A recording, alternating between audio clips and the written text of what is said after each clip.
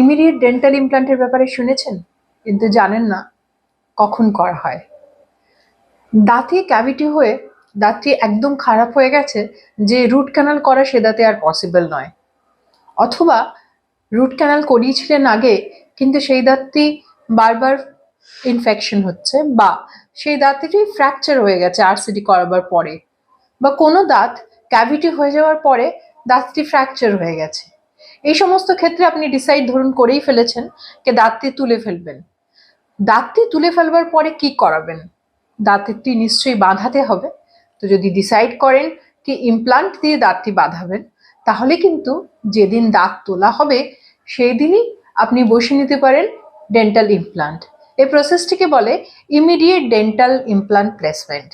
এতে সুবিধা কি?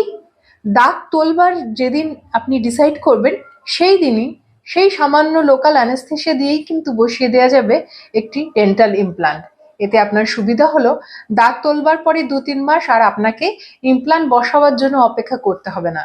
যেদিন দাঁত তোলা হবে সেই দিনই বসে যাবে ডেন্টাল ইমপ্লান্ট। আর এই ইমিডিয়েট ডেন্টাল ইমপ্লান্ট কিন্তু সাফল্য কনভেনশনাল ডেন্টাল ইমপ্লান্টের মতনই। তাই যদি ডিসাইড করেন ইমপ্লান্ট বসাবেন, তাহলে কিন্তু ইমিডিয়েট ডেন্টাল ইমপ্লান্টেরকেও ভাবতে পারেন। এর বেশি যদি কিছু জানবার থাকে তাহলে আমাদের সাথে যোগাযোগ করুন।